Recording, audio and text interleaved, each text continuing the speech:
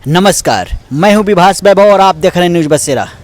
आगामी लोकसभा चुनाव 2024 में जो 40 सीट है बिहार के, किसके झोले में जाएगी, इसी पर हम आज चर्चा करेंगे। और चर्चा करने के लिए हमसे जुड़ चुके हैं सीओ कुमार सिन्हा जी।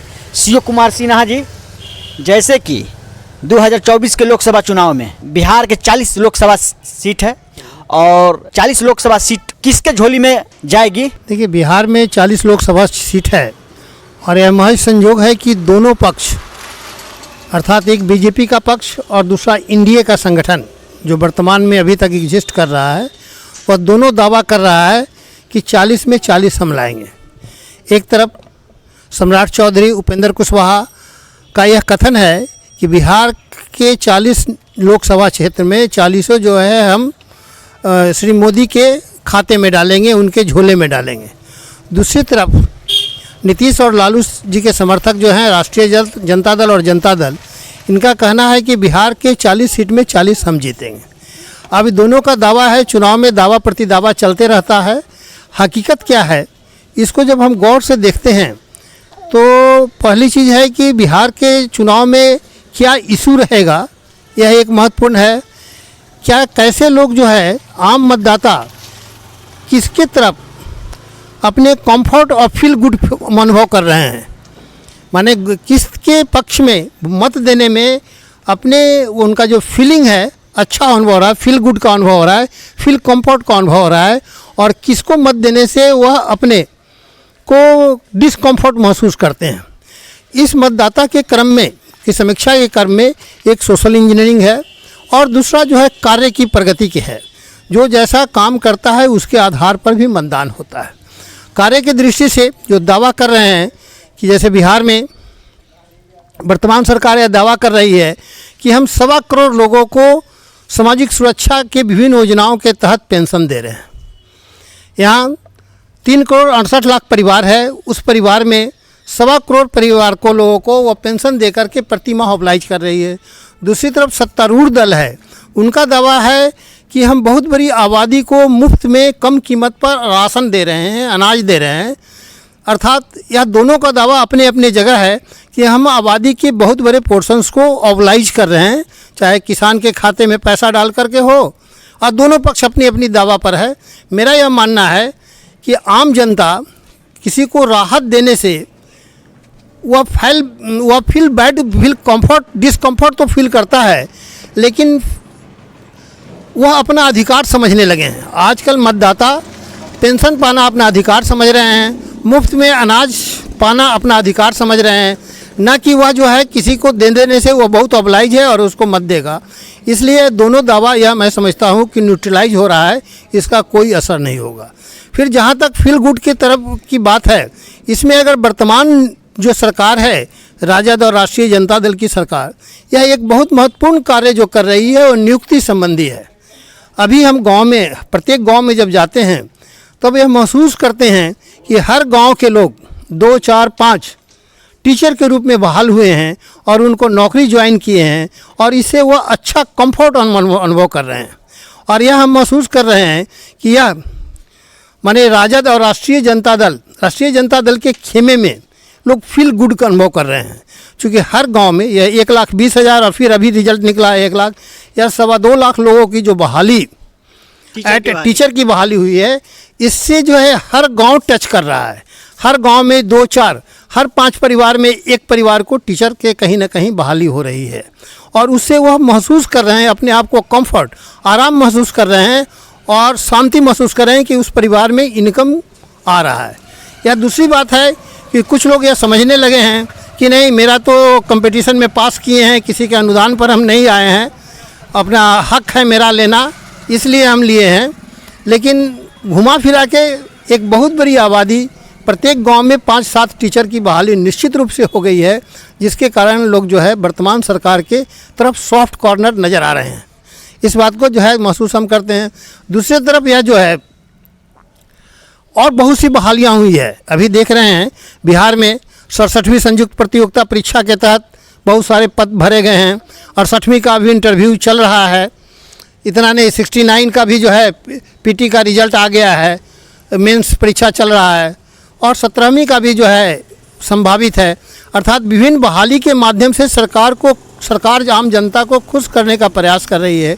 अभी एपीपी के पोस्ट पर बहाली हुए हैं, फिर सीडीपीओ के पोस्ट पर बहाली हुए हैं, अभी कांस्टेबल बाकी है। हाँ, अभी कांस्टेबल भी प्रक्रिया में है, एक बहुत बड़ी संख्या में है।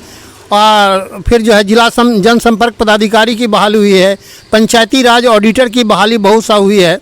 अगर गौर करें तो वर्तमान सरकार करीब 2.5-3 लाख लोगों को टच कर रही है सीधे बहाली के माध्यम से। यह बहुत बड़ा अचीवमेंट है, जिससे प्रत्येक गांव के लोग अपने आप को आराम महसूस कर रहे हैं, वह फील गुड अनुभव कर रहे हैं। और हम समझते हैं कि यह वर्तमान सरकार के पक्ष में जाएगा। यानी आपके कहने का मतलब है कि सीधे 2024 के लोकसभा चुनाव में रोजगार मुद्दा रहेगा। रोजगार मुद्दा तो हर समय रहता है, लेकिन रोजगार प्राप्ति का सुखद एहसास एक बहुत महत्वपूर्ण मुद्दा है कि रोजगार प्राप्त कर लिए हैं, सरकारी नौकरी प्राप्त की हैं और इसका सुखद वेतन प्राप्त करके सुखद एहसास कर रहे हैं। यह कहीं ना कहीं पॉजिटिव एस्पेक्ट होगा।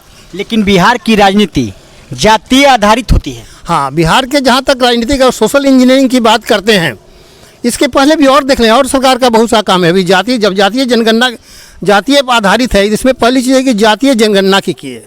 जातीय जनगणना में 3 लाख करीब 68,000 परिवार है। उसमें 94 लाख परिवार गरीबी रेखा से नीचे है, जिनकी वार्षिक आय 6,000 रुपये से 10,000 के बीच है। ऐसे परिवार की संख्या 94 लाख परिवार है।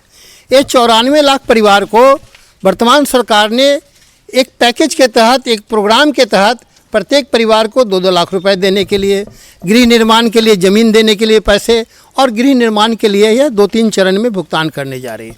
अर्थात 94 लाख परिवार गरीब ही है, जिसमें सभी जाति के लोग हैं। ये जहाँ सोशल इंजीनियरिंग नहीं है, क्योंकि हर जाति में गरीब हैं और सभी में गरीब हैं, तो इसलिए वह सभी जाति को टच कर रही है। और यह कहीं ना कहीं यह फील गुड कराने में यह वर्तमान सरकार एक बहुत कारगर कदम उठा रही है। यह वोट में कितना कन्वर्ट होगा, यह अलग पक्ष है।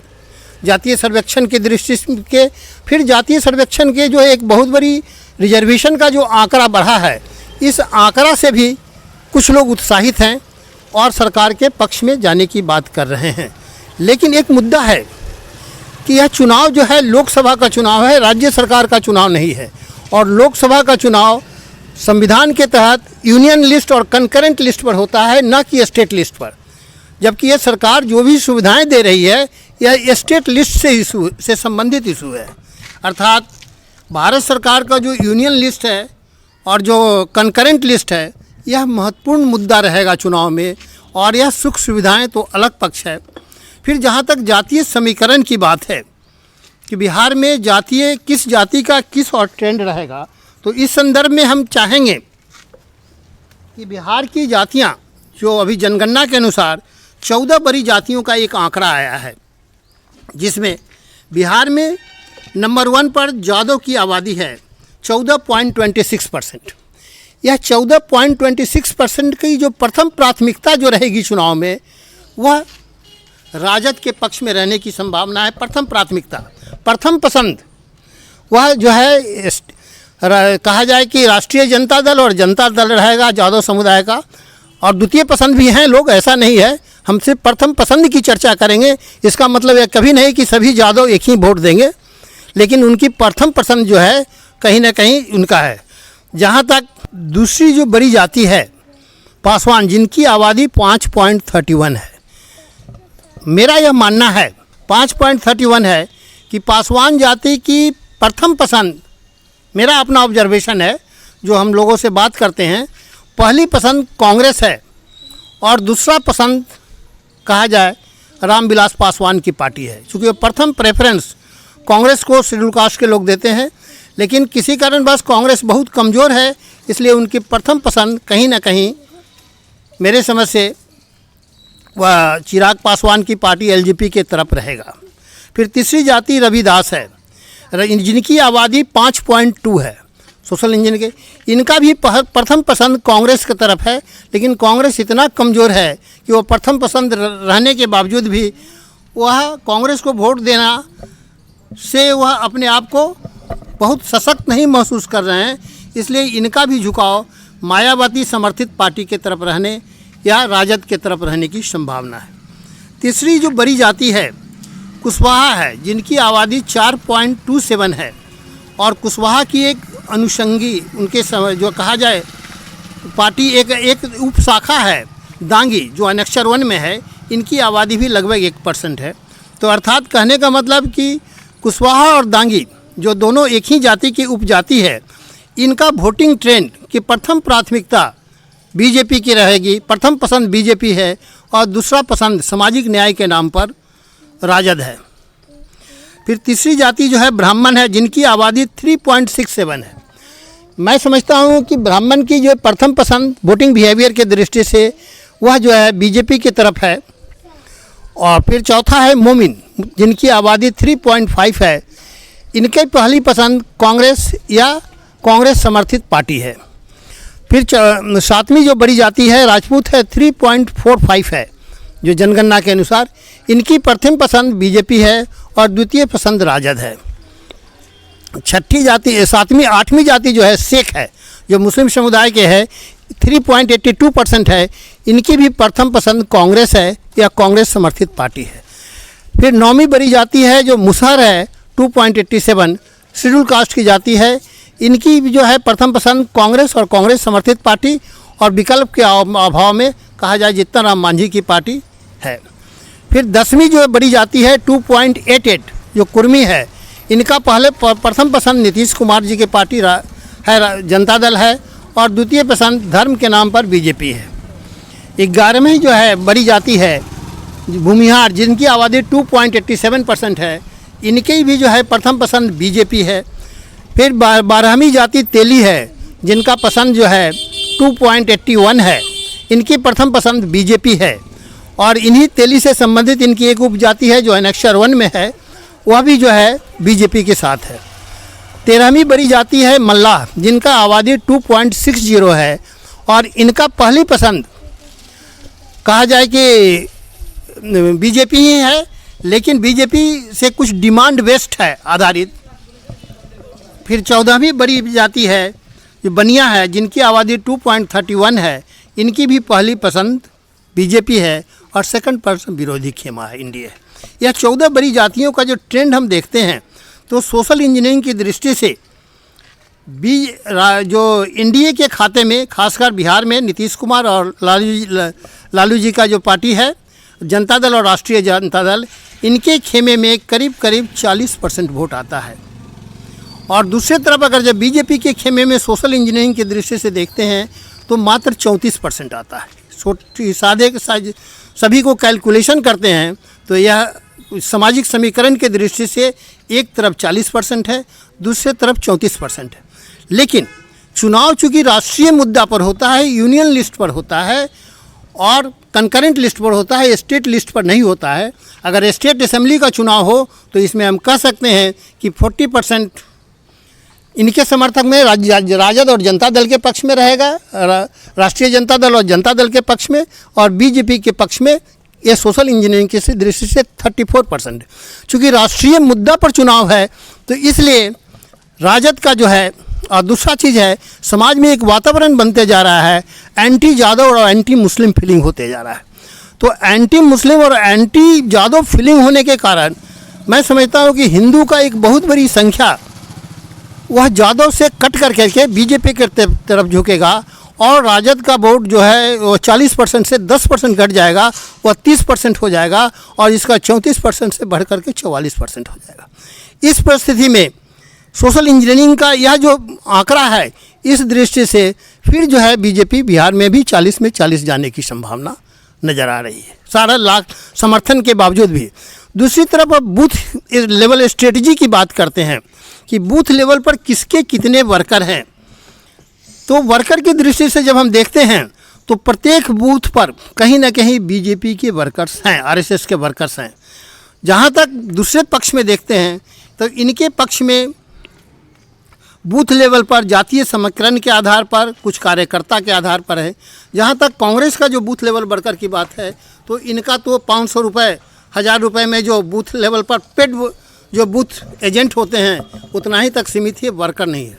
अर्थात बूथ लेवल के वर्कर की दृष्टि से भी मैं महसूस करता हूँ कि थोड़ा सा राजद के पास बूथ लेवल का वर्कर है और बीजेपी के पास वर्कर है, और जनता दल यू या कांग्रेस के पास बूथ लेवल के वर्कर नहीं है।